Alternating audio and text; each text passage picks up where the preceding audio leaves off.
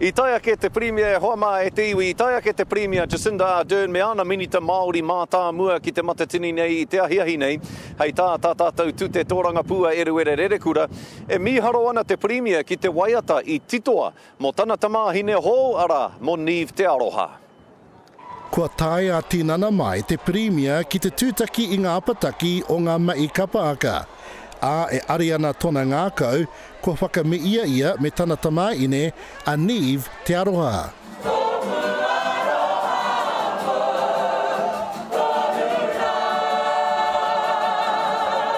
I just had the opportunity to go and see Te Iti Kahurangi and have them perform for me the waiata that they performed on the stage that involved the story of Nive's birth, but also the story of great Māori leaders of national significance, and it was an incredible piece. A e mi aro oki ana te Premier ki te kaunga o te kapa aka I runga I te papatū waiwai o te matatini. This is an event of national significance. This showcases incredible level of kapa haka from across Aotearoa.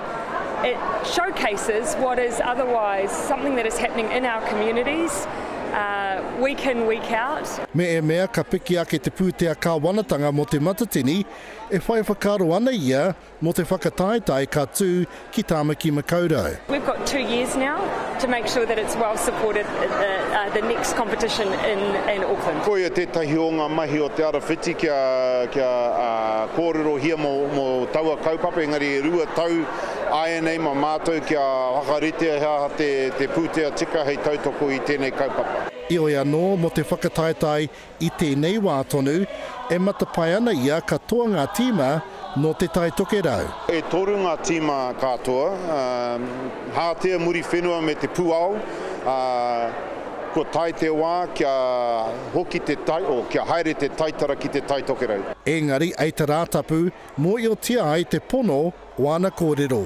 Iruere rerekura, te karare.